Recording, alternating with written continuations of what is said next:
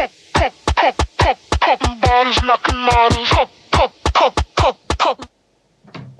good afternoon to all of you.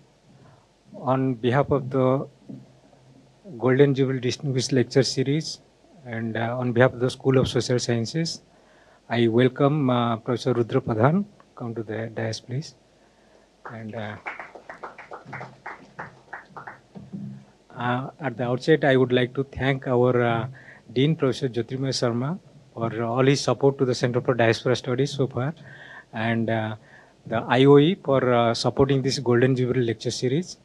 And before I ask our distinguished guest to deliver the lecture, I would like to introduce him. Professor R.P. Pradhan, Professor Rudra Pradhan, is teaches at the Department of Humanities and Social Sciences at BITS Pilani in Goa campus. He also serves as a distinguished fellow at the Center for Public Policy Research in Kerala. As a political economist, Professor Pradhan teaches courses like international relations, maritime studies, international trade and development, development economies, as well as international migration and labor economies. He has completed almost 3 major research projects concerning related on these areas. And Professor Pradhan has developed a unique digital data lab that actually maps all the seaports of the world. It contains millions of data, and it has the lab is active since 2017 in Goa. He has been a member of the Expert Committee for Commonwealth Fellowship, MHRD, Government of India, and served as a member of several prominent think tanks in Goa. He has, to his credit, 2 books and several articles in peer-reviewed journals. Besides, he also writes periodically in Indian newspapers on several themes on international relations and themes on economic development. Professor Pradhan has been a frequent traveler and has traveled to almost 30 countries for delivering his lectures outside on these areas. And I request now Professor Pradhan to deliver a lecture on today's lecture title is, I think, Diaspora Engagement and Reimaging of Belongingness. It's over to you.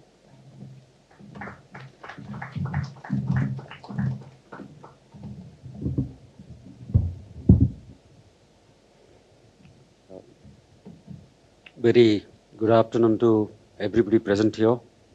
Extremely honored and privileged to be part of this dialogue where you are celebrating the Golden Jubilee celebration, and with the involvement of the iconic involvement of IOE, Institute of Eminence. I think Golden Jubilee, when we talk of academics, for any academic institution for that matter, what it talks about is a milestone where many things have been achieved and many more to be accomplished. Each of us, we are a benchmark, icon there. Each of us, we contribute, and we look forward to several other areas of contribution, learn from all of them. Before I begin, let me thank Professor Ajay Sahoo for inviting me to deliver this lecture. It's indeed an honor. Just a few minutes before coming to the auditorium, I met our academic leader, Dean Professor Jyotirmoy Sharma, in his office. And it was an extraordinarily pleasant interaction. Distinguished faculty, some of you who are present here, all the academic young travelers, those who will be traveling a long distance in your life. All of us, we're here to talk about, or to have a dialogue on my theme is Diaspora Engagement, Reimaging of Belongingness. Particularly diaspora, I think all of us, we are familiar with what is the school of thought, the spread of it, the areas in which engagements are emerging. All of us, we are familiar with it. But I think within the diaspora itself, we have several sets of colors and layers in which belongingness, sometimes you claim that he or she or they belong to us. Some of them may belong to us. Some of them may not necessarily belong, or they may dissent. There might be disagreements. There can be disconnections or contrary connections also. It is in that direction my lecture is to talk about how do we reimage. particularly after 1990s, diaspora community, particularly India, learned that how diaspora community can be connected so that they fund the development projects of India, development ambitions of India. We did it very well. Many countries also have learned in the equal way, and they see the diaspora community abroad as a very resourceful, it's like a ATM card or a bank where you can connect them emotionally, charge them emotionally, and they'll fund you your ambitions. But then that's one aspect of it, and that's where I think the imaging or re-imaging of the belongingness, that's my focus. As diaspora scholars and academics, I think all of you must be familiar with plenty of stories around it. They're there in Fiji, they're there in Caribbean, they're there in Africa, they're there everywhere.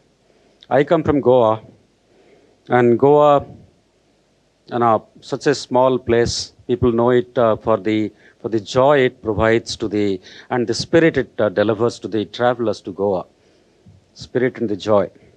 But Goa, if at all we look at it, Goa has a very, very vibrant, very strong international connectivity.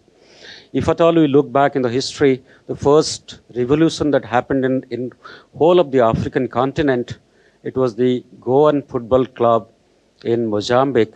They staged it in the 1860s. Goa, football, music, these are all associated themes. And they, being part of having gone from India, having been spirited by some of the themes of India, they started the first political revolution in whole continent of Africa. Many of you might not be familiar with a name called Anthony Fernandes, a Goan, migrated to Karachi. His role in Bangladesh war has been phenomenal. I think history has not recorded it adequately, but somewhere I have written about him. And he was one of the journalists. Pakistan took him, around 71, Pakistan government took some 10 accredited journalists from Pakistan to East Bengal to show them how wonderfully they're governing the Bangladeshis. And what they had done is that they had appointed General T.K. Khan, I suppose, and his mission was that 1 million a day. That's the kind of elimination he was assigned the task of. T.K. Khan was doing 1 million a day, and Pakistan wanted to tell the whole world that, look, we are benevolent. So they had taken these journalists. Anthony Fernandes, fortunately, unfortunately, or call it incidentally, providentially, comes from Goa, has a British wife. Anthony Fernandes is no more. Wife, British, Catholic, migrated to Karachi, Pakistani national. And then he was taken there, a believer, a Christian, church-going Christian, sees the scenario on ground. He was supposed to write favorably for the Pakistani government, but he couldn't write anything. He became restless. Silently he escapes from Pakistan via Afghanistan to London to talk to the Sunday Guardian editor. And soon after, his family was facilitated to move away from Pakistan.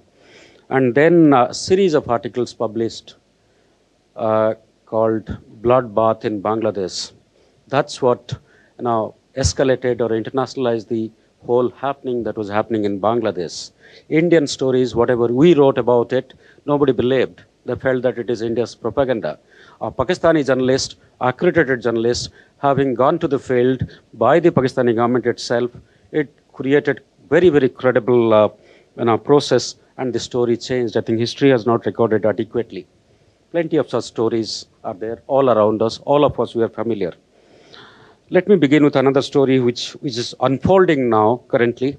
I was traveling to Georgia. Georgia used to be an erstwhile Soviet Union republic. 2014, I was traveling there, and then the diplomats, I think 2-3 diplomatic people were there. And one of them, they saw the place where I was going to the university, and he somehow, liked it. And he said, well, he called me inside and said, Professor, you are going there. I have done my PhD from there. So we became little friends. He said, Professor, you're going there and you must look at the story. It is evolving. What is happening, he says, you saw the crowd that was standing in front of the embassy. They're all mostly Punjab, Haryana, young boys. They're going there to Georgia. What do they do there? They go there to the interior places. Most of the Russia or Central Asia, if you look at it, the women population is larger more than men population, and they're more economically active. So these young, intelligent Haryanvi and Punjabi young boys, they go there, quickly get married to one of the local ladies there. They look beautiful also. And since language is a massive problem, they communicate somehow among themselves, of course, but it has a different connotation. They go to the interior places of Georgia. Their labor force is less. They buy thousands of acres of land. They import subsequent in the next step of their, first step, reach there.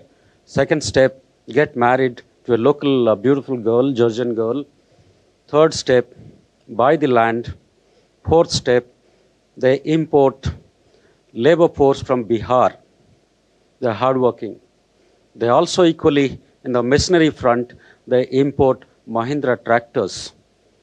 And many of them have converted themselves into, grapevine. Georgia is one of the, I think 550 types of grapes are grown, and Georgia is known for its winery.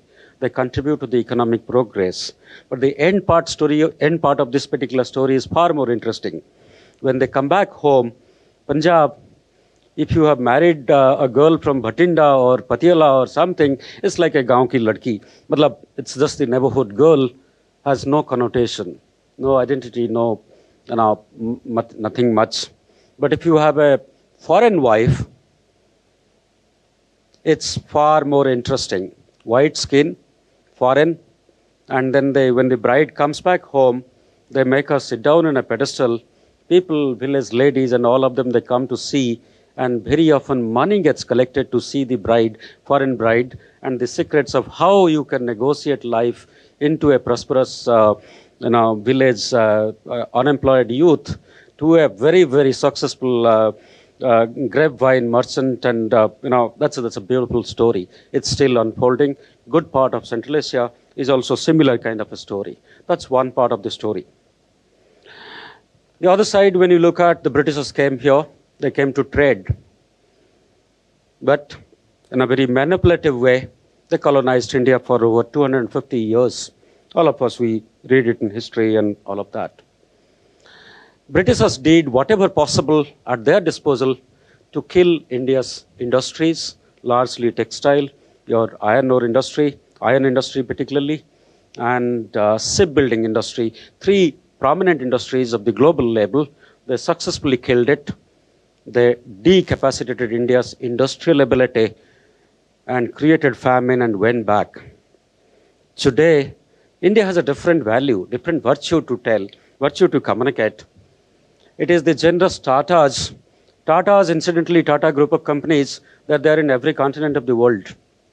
Today, Tatas have gone there and they have turned out to be the largest private sector employers in Britain and in Poland. Tata Chorus, Land Rovers and Jaguar, all of them put together. Look at Britain. Today it is struggling for jobs, struggling to pay for the rising gas prices, inflation very high. Britain is a poor country today. The Tatas have not recorded the bad memory of the Britishers colonizing India. They are generously creating jobs so that the poor British, they get paid wages or salaries and survive. We create values of a different order. These are all different stories that I think communicate far too different meaning to many of these themes. Diaspora, when we look at it, ever since the Old Testament, I think there have been diasporas. And if you look at it in mass exodus, there are several segments of exodus that has happened. No two of them are equal, but most of them have tragically been similar. They have been tragic, brutal, under conditions of duress, they have moved away. 19th century, suddenly we had a very interesting diaspora called the California Gold Rush. 1848, suddenly in the riverbank of American River, they spotted that gold particles are there in the riverbank. People from everywhere, they wanted to reach California. The Japanese came, the Chinese came, the Koreans came, the Africans came, Indonesian countries, Andean countries, of course, they're the nearest, so they wanted to come. The Americans themselves from north, south, west, east, everywhere they came, the Caribbeans came, Europeans came, everybody came. That was a very, very, kind of a gold prospecting diaspora that happened. That's 19th century. 20th century, when you look at it, we see the Jewish pogrom that happened, devastating, a very, very brutal, very inhuman process. 1917, you have the Bolshevik Revolution that also displaced. Bolshevik Revolution, Hitler, Jewish program, and then you have the African Americans in the 20th century migrating en masse out of the Jim Crow South. Jim Crow South, for my young scholars, I can clarify, that's a South American, southern part of US's law, which socially, marginalized people, and that's what they call it, a Jim Crow South. They wanted to, African Americans migrating en masse out of the Jim Crow South. Vietnamese fleeing their war-ravaged country. In the 21st century, as we are negotiating, we see the Syrians, we see the Iraqis, the Afghanis have fled their failed liberations and brutal sectarian wars. We also see Salvador, Guatemala, and Hondurans have been walking away from their state of poverty. More recently, when we look at around us, we see millions of Ukrainians. It's not adequately documented as yet. Millions of Ukrainians have already migrated from Ukraine to escape the war. They're there anywhere in Europe. What state, nobody knows. But certainly, we cannot imagine that they'll be in a good condition, great condition. The Palestinians, the Lebanon, and now Bangladesh, the story has just unfolded. I think there'll be many who would love to jump away from the circumstances they are. All of them are associated with violence, brutality, and the next step of uncertainty. All of that. Not to forget, in our further north, we have the Tibetans. They have an exiled government running from Himachal Pradesh, Haryana, and His Holiness Dalai Lama is sitting there. And Tibetans who have come to India, they're trying to imagine one day Tibet will be a country. But many of the young generation Tibetans in India, they are trying to migrate further to North America, to Europe, for better prospects, and so on. Additionally, if we look at, in the context of the Russian-Ukrainian war that is going on, if we try to capture the Soviet Union for that matter, I think all of us, we are familiar with what we called it as the Gulag system, that Soviet Union collected people, somewhere around 18 million people they collected through the Gulag mode, took them to Siberia. Half of them, they died. Nearly 9 million people died. Those who returned, they told the story, what happened. It was a tragic journey. It was a tragic circumstance. And they were taken there. Stalin's NKVD, what we call the notorious NKVD, and its subsequent KGB, and now President Putin's FSB, all of them are intelligence services. They track down the Russian expats who migrate to North America and Europe. And their primary target is to track as to if at all any potential damage the expats can do. Here in India, wherever Prime Minister Modi goes, very significantly, very prominently, very proclaimingly, he talks to the diaspora community saying, we are together. But Russians left, and they're being tracked by the intelligence services. What are they doing? Are they likely to create any security challenge for the state of Russia? And so they are being tracked for different purposes. Now, if at all we look at some of the data, nearly 4 million Russians have left Russia in 2022 itself, in the beginning of the war. And correspondingly, Russian arrivals in Georgia, Tajikistan, it has increased by 5 times. Estonia, it has increased by 4-fold. Armenia, Uzbekistan, 3-fold. Kazakhstan, 2-fold. And many of them, we don't know whether they're real diaspora or have migrated, and once the situation calms down, they'll be back home. We don't know that. They themselves, those who have migrated, they themselves also may not be very sure that if at all they'll be ever back in Russia. Russia's Deputy Interior Minister Igor Zhubov, in 2022, he observed that Russia is already in such supply of 1.7 million IT professionals. So these days, people, those who are going, they're not only labor, they're not only the labor component of the whole movement. They're also professionals. Many of them are brilliant guys.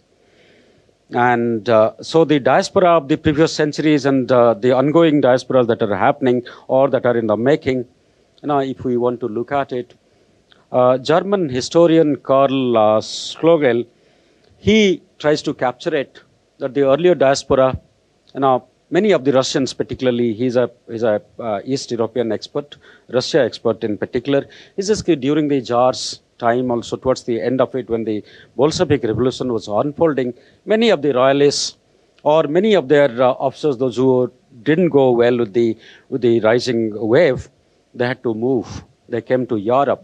They tried to conspire against the Bolsheviks. But many of them, they had their selfish interest. They didn't have any organization, so they couldn't achieve much. So they remained unsuccessful and got completely forgotten.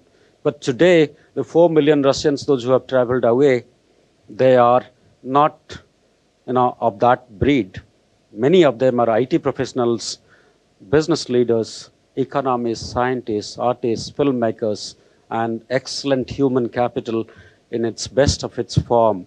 They can work anywhere in the world, and they can work in favor, and they can work against also, if at all the circumstances so demand. So if we look at it, diaspora can be very prosperous if you engage with them. It can be very beneficial, two-way traffic.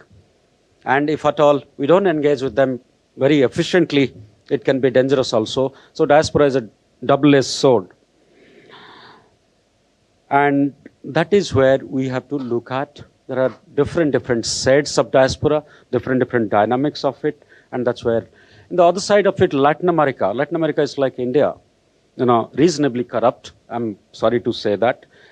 Corrupt in a sense in the official processes, a lot of corruption, a lot of mismanagement, which I think most of the developing countries of the world are developing because they are, they're misusing the resources and inadequately utilizing the resources, and that's where they're developing. So Latin America of late, I think a lot of diaspora, intra-diaspora that is happening from Venezuela. It's almost Venezuela has become a failed nation, and Central American countries, Guatemala, Salvador, and Honduras, from there, a lot of intra-migrations are happening, large scale. What Latin America is trying to do is that instead of dealing with them country basis, be it Argentina or Brazil or Peru, they're trying to look at the continental diasporic arrangement. And they had something called as the Los Angeles Declaration, where they're trying to to handle the whole diaspora in a very positive and very assuring way so that it doesn't become disruptive. So Latin America is taking into consideration of a continental approach of how to manage diaspora, how to create a continued linkage. So they are, the other side, if you look at, these are all many types of diasporic issues, themes, and concerns that I'm talking about. If we look at most of the diaspora element that try to move to the wealthiest locations, what we called it the south to north movement, migration from the developing countries to the developed. Now look at the Americans that do not have a diaspora policy. They know how many people live abroad, but they do not try to connect with them. USA doesn't have a diaspora policy.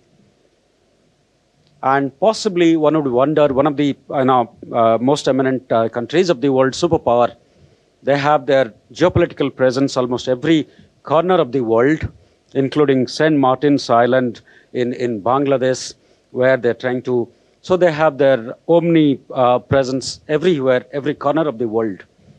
But they do not connect with the American diaspora, people, those who are living abroad.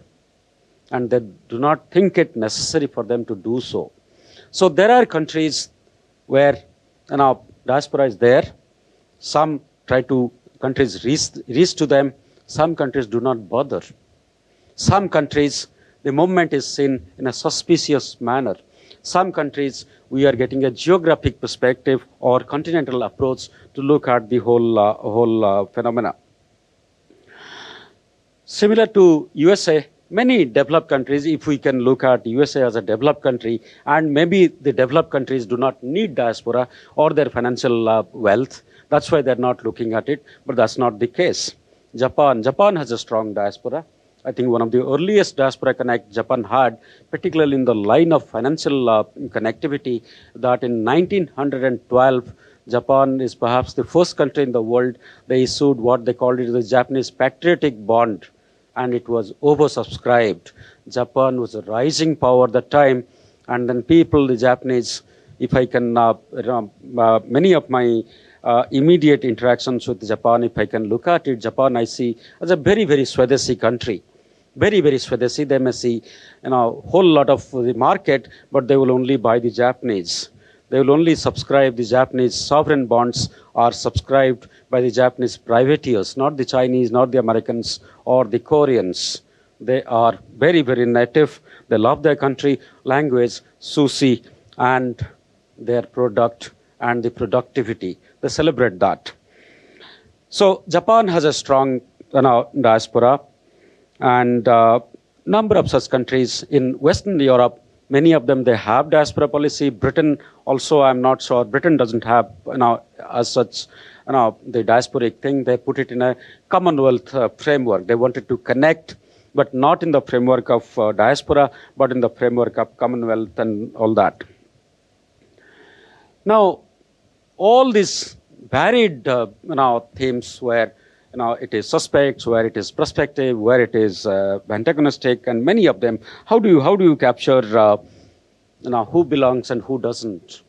And that's where I think the theoreticians have given some framework, which is helping us to look at in a theoretical framework.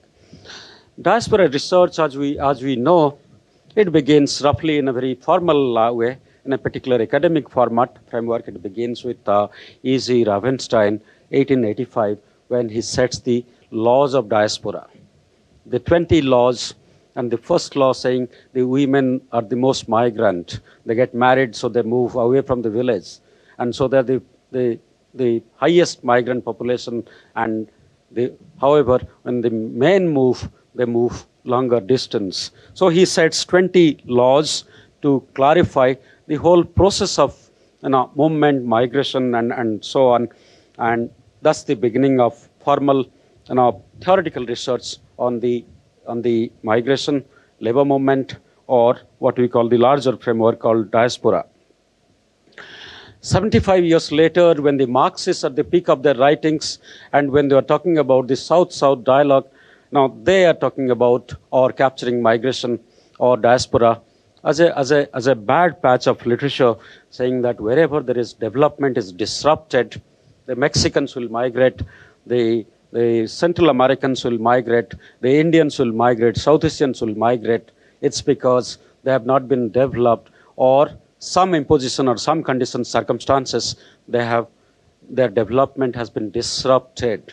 So wherever there is development disruption, people will run away from their state of poverty to a possible state of prosperity, and that's what we call it as the historical structuralists. That is the whole series of migration which talked about center-periphery analogy, or satellite hub and spoke, or Wollaston's world systems theory, all of that. I think a lot of literature on that. So you have the Marxists on one side who see migration or diaspora as a development disruption, consequence of development disruption. The other side, E.G. Ravenstein sets the rules of laws of diaspora. Now, sociologist E.S. Lee in the 60s, he is talking about pull-push approach. I think all of us, we are familiar, where he says, wherever circumstances are not favorable, people will move away. Wherever it is prosperous, I have no reason to move away anywhere. So the pull and push conditions, that will determine how many, from where, and from to where will they move. So that's largely a resource-dependent sociological phenomena, and push-pull approach became a very, very well read and appreciated and reviewed theory. In the 80s, the economists are, and more particularly the neoclassical economists, are beginning to be more prominent. They said sociologists, political scientists, and E.G. Ravenstein, I think they're talking about a phenomena which, without economic perspective, is incomplete. So they talked about NELM, Neo-Economics of Labor Migration. And diagrammatically, particularly those who are from economics background, those who are working on labor migration, if you diagrammatically look at it, Sweden doesn't have too many people. Or recently Taiwan recruited people from Haryana. Now Israel is looking for recruiting people from India. We have people, they do not have. So we have the reason to export people.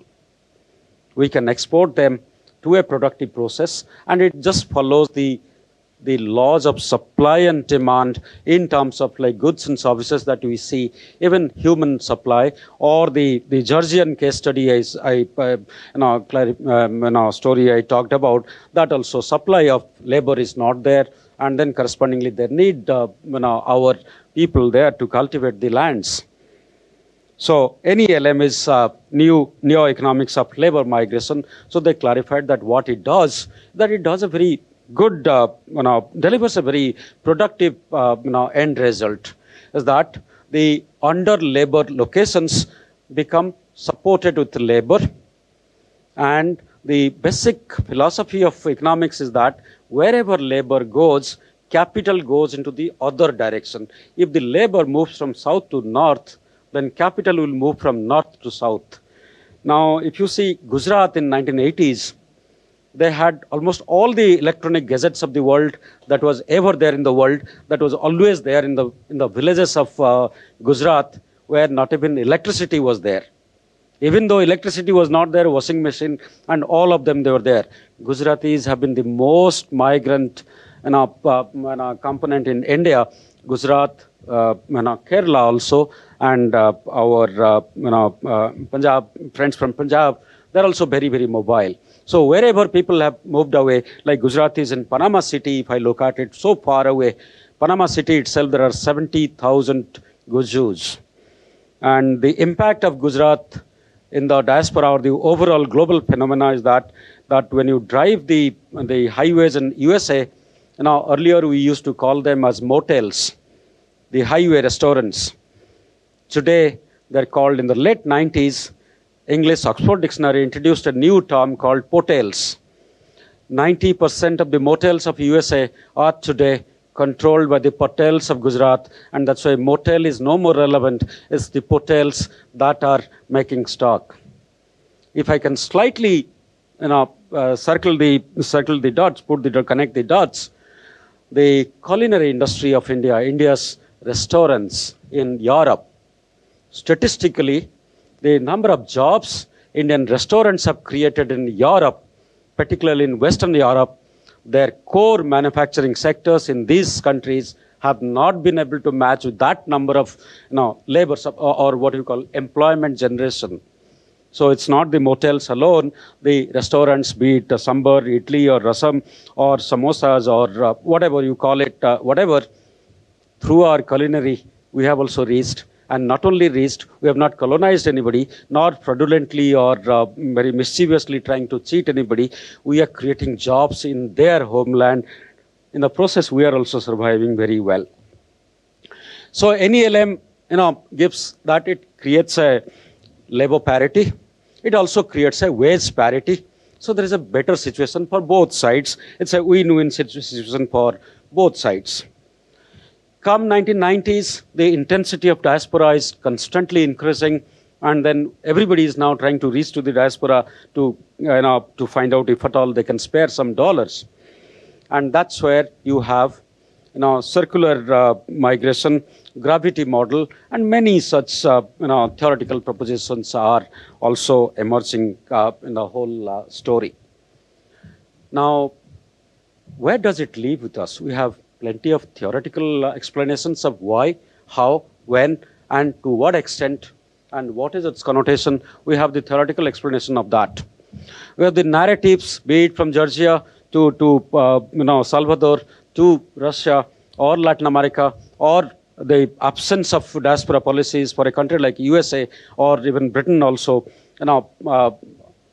So all kinds of countries, developing, or all kinds of countries, and that's where my diaspora engagement, my second component of the interaction is reimaging of belongingness. That's my last concluding part of how do we reimage. 2014, Prime Minister Modi got elected, and all of us, we know that when he was elected, his American visa had been cancelled. He was not wanted in USA. His visa had been denied. Fortunately, unfortunately, incidentally, whatever circumstances, through the electoral process, the man gets elected. The American ambassador to India loses her job for having failed to assess the rising man. And the man who's rising or became the prime minister, he doesn't choose to go to USA. He goes to Nepal to pay his respect to Pashupatinath temple. He goes to neighboring countries, neighborhood first. Doesn't go to USA. And finally, he goes to address United Nations General Assembly meeting. And that's the time I was organizing a Indo-US conference, international conference, and I was in touch with some of the internal BJP people, and we wanted to invite Ram Madhav to our place. I spoke to him. He says, my dear friend, I'm in the US 3 months prior to the event. I'm in the US. We are onto some very heavy duty, and please excuse me. Next time we'll see. 3 months later, Prime Minister goes to address the UN General Assembly, and the next day he addresses the Indian diaspora in the Madison Square. That's where I think world first time heard Modi, Modi, Modi, Modi, Modi. The American president came running saying that, I'm sorry, I have already fired my ambassador to your country. The useless fellow couldn't assess who you are. Now today, next day, the American president and Prime Minister Modi wrote a joint column in either Washington Post or one of the American leading newspapers. And then both of them are, we are, friends, strategic partners. The next President Trump came running to Gujarat holding Prime Minister Modi's hand, saying, my friend, please tell your people to vote for me. You attest me. The developed countries' presidents need Indian diaspora's electoral ability to be expressed in their favor. So there are sins, and there are sins, and there are many variety of themes, and that's where we certainly now, at least in this narrative, we understand the diaspora is a critical soft power. Joseph Nice terminology of soft power, definitely. It can be a critical power. If at all I look at it from the Russian, from the Putin's point of view, President Putin's point of view, it can be a dangerous sword. It can be a dangerous game. They can go to scientists, nuclear scientists, physicists, mathematicians, and many of them can escape. And history witnesses that three prominent diaspora people in the world, they had to, under circumstances of difficulty, they had to leave their country. Three of them turned the whole table around. Einstein, then I think Karl Marx, and then psychologist Edmund Freud. Three genius, and under the Nazi atrocities, they had to leave. And what happened was that there was a nuclear bomb, there was a Marxism, and there's a psychoanalytic. No, these are all. So that's where when some of the analysts, particularly Karl Slosel, he captures it. This is the 20th century diaspora and the movement, and the 21st century unfolding diaspora and its movement are not the same coins. They're not the same themes. They cannot anymore be seen in a theoretical, in a sociological framework or an economic framework or any other. These people are very potential, very capable intellectually and in many other ways. They can be great human capital assets to any country. If at all they're moving away, it's a matter of concern. They can create difficulties for the country from where they're living, if at all they wish to. And that is why it is necessary that we must reach out. We must create welfare conditions so that we connect with them. And the best example there, if I can look at, being belonging. Who belongs? Your development status may not necessarily create a condition of belonging. Japan's, it's a developed country, but it created belongingness. It's largely because Japan was a rising power. Japan has a condition of socially very, I love my own Japan. It's a kind of a framework. They're very, very, very sincere in that kind of a framework. It'll work, but not necessarily for all of them. As far as China is concerned, our good neighbor, Chinese have more diaspora elements than India. But when it comes to development funding or diaspora community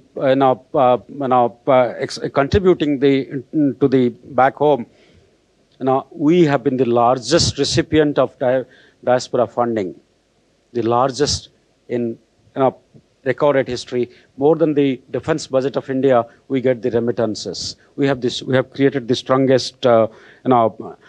There have been failure cases also. Armenia, for that matter, in the later part of 2000 and all that, it tried to Armenia, Afghanistan, Mozambique, many of these countries, they thought that they can reach to the diaspora people in different parts of the world.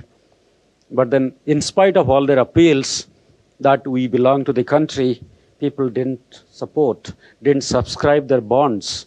Whereas the Resurgent India bond in 1991 and 1998, India had issued 2 bonds. Both were subscribed very, very well. Japanese bonds were subscribed well. Chinese bonds earlier was subscribed well. But many of the African countries or the countries where civil war is on, their bonds are not being subscribed, not adequately being subscribed. Not that their people don't love their country. They love it. But they suspect that whether the money that they're going to put is going to be utilized well or not.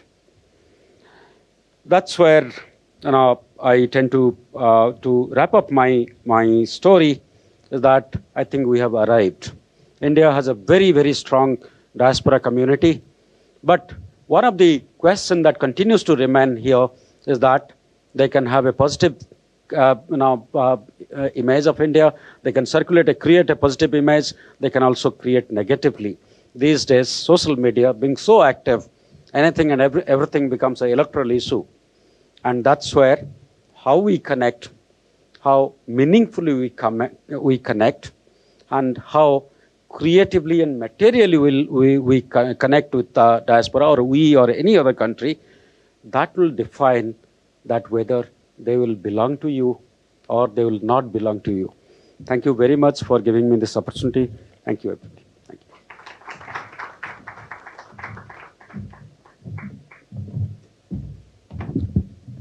Thank you, Professor Pradhan, for giving a very wonderful diaspora overview of diaspora imagining and the contemporary perspective and historical narratives about the diaspora. I think, can we have any 2-3 questions for this? We have question answers. If you have any questions, please.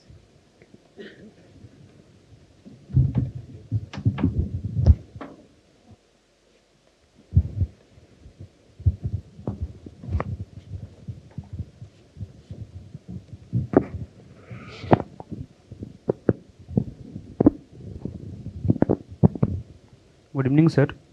Sir, my question is, what role can the Indian diaspora play in promoting education and skill development in India? I think that's a very useful area in which government is also working, and I think universities, like I'm sure your university also must be having number of MOUs. I think recently many of our colleagues got a project called Spark, where you have to write a project with a developed countries, faculties, and collaborate with them, and many such collaborative projects. DST particularly, science and technology field particularly, they have Indo-Russia, Indo-Japan, and invariably what we do. I'm part of this process. I'm also writing many of these projects. Is that we try to find out who are the Indians who are there in teaching in Moscow University or Jerusalem University or some of the developed universities of the world. Amulya Gurtu is a good friend of mine. He's in Texas University. He's the director there. So Amulya Gurtu, the moment we say it rings the bell to us, we can connect. Yeah, and not only we connect with them, but their collaborators from the Native Americans or other countries also come in. Government is, I think, facilitating that process where more of the intellectual interactions will happen. I think coming times, the amount of money Government of India is spending these days, I'm sure, I think it'll create a good research, two-way traffic in both the countries. In addition to that, a lot of funding opportunities are coming directly to talk about Viksit Bharat. Government announced recently, ICSSR announced recently, where 2047 is the target, where all our faculty colleagues may remember September 5th this year, Prime Minister invited the faculties to listen to him. And I was, generally academics don't like to listen to the politicians. But then we went there, but after he spoke, I really, really liked it. He said, now time has come. We are in the Amrit Kal 2047, when we are going to celebrate 2047. 2 years later, China will also celebrate 2049, 100 years. So we have to arrive. What do you propose? What ideas you have so that we can enrich ourselves? Don't tell that, he directly told, don't tell that everything the politician has to do. As academics, you have a role. All of us, we have a role. I think somewhere we have to, a lot of coordination is required. Few good developments, I'm sure, is happening. Thank you. Hello. So migration sending states like India, but also China and Turkey, they have been moving from getting remittances and all, as you talked about, with India being a state that has gotten a lot of immigrant remittances from different countries, and to using diasporas to extend their global influence and all. And my question is only, and you sort of answer it in your lecture as well, but how do you think diasporas will, and increased attention that diasporas is having, will influence and change international relations in the years to come? That's my question. Yes, I think, if we look at it, I think, be it the opposition leader or the ruling establishment, each of them, they run out to some Indian diaspora people there or the other, and coteries here and there. Geopolitically, I'm not sure, but to the home country, I think the diaspora community and its volume, that has a great meaning. I mean, particularly, I was, I was thrilled to see President Trump coming to Gujarat, to join hands with Modi, saying that your people will feel happy that I am your friend, so they may vote for me. The American president demands, please attest me.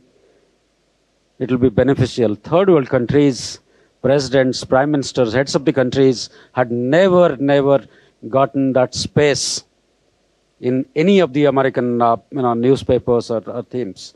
So, if I look at Indian Americans, definitely they are this Modi South. That creates a ripple in the political system itself. I think many other countries have also learned from that. And money they fund also, the temples they build, the bonds they buy, I think that creates a geopolitical impact. Thank you.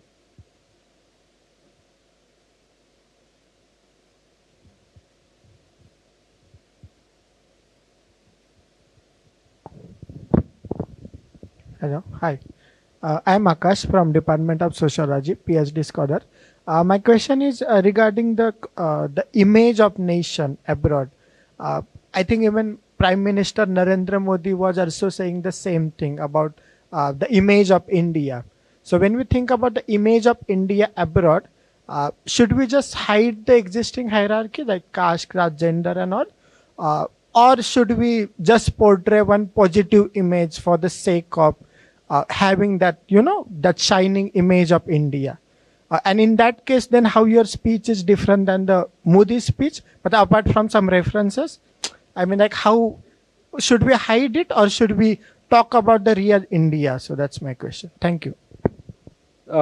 It's not a very difficult question. Thing is that India is a democratic country. It's a pluralistic country. And democratic, pluralistic countries, you cannot hide anything. Doesn't matter how hard the ruling establishment will try to hide something, Rahul Gandhi will speak it up. Or Samajwadi Party or XYZ, other political parties, articles and many things will happen. So the possibility of hiding something, I think that time has gone. Rather we should, I think both sides should, there's no way you can hide it. So it is rather better be discussed in a more balanced academic way, more scholarship way than fake social media ways. And that's where I think government has to take care that whatever gets circulated is wisely circulated. That's the only thing I would, the academics I think possibly should have to participate, clarify many of these things.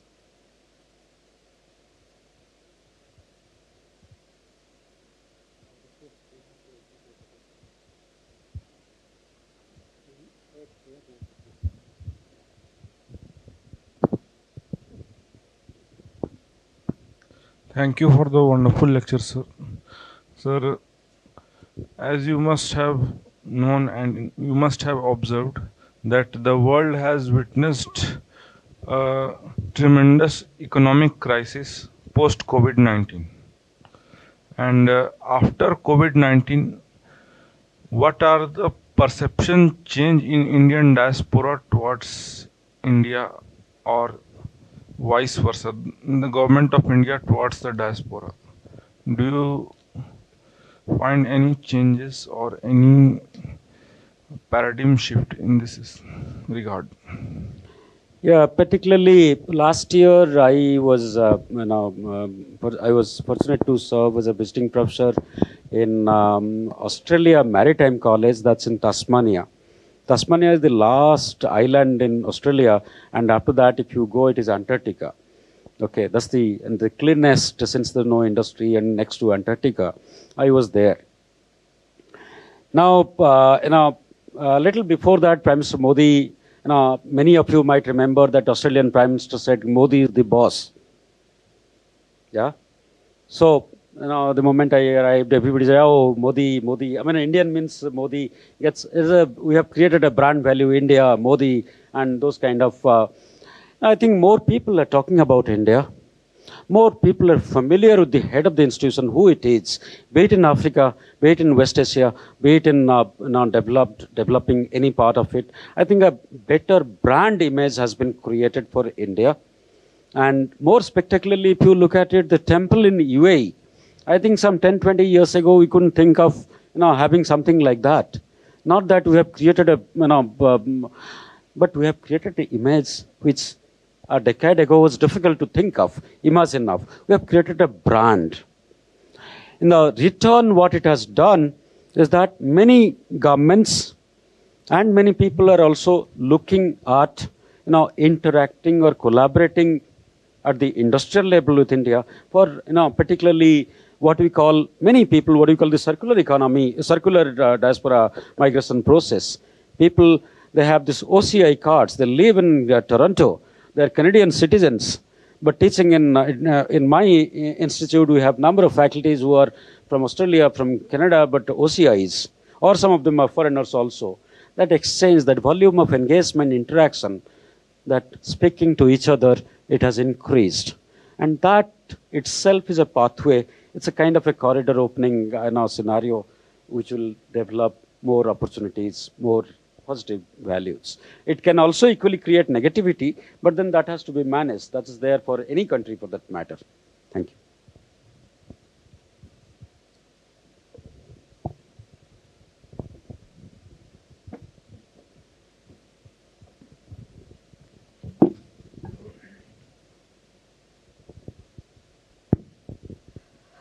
I am privileged to be here today to deliver the vote of thanks. First of all, I would like to thank today's speaker, Professor Rudra Pradhan, for his insightful lecture on the topic Diaspora Engagement and Reimaging of Belongingness. I would like to thank you on behalf of Center for the Study of Indian Diaspora and the School of Social Sciences for finding time in a busy schedule to be here with this engaging lecture. Thank you, sir.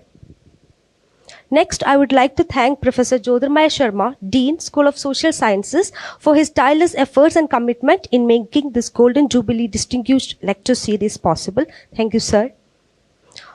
I would like to extend my gratitude to the IOE for their collaboration with the School of Social Sciences and for the financial support. I would like to thank Professor Ajay Sahoo, Head, Center for the Study of Indian Diaspora, for chairing this session and inviting the distinguished guest to deliver this lecture. Thank you, sir. Next, my thanks to the student volunteers who worked behind this lecture series to make it happen a flawless one. I also thank the staff of the Dean's Office and the C.V. Raman Auditorium for their support. Last but not least, I would like to extend my gratitude to the audience present here today. Thank you all faculties and scholars for attending this lecture and making it a remarkable one. Thank you one and all.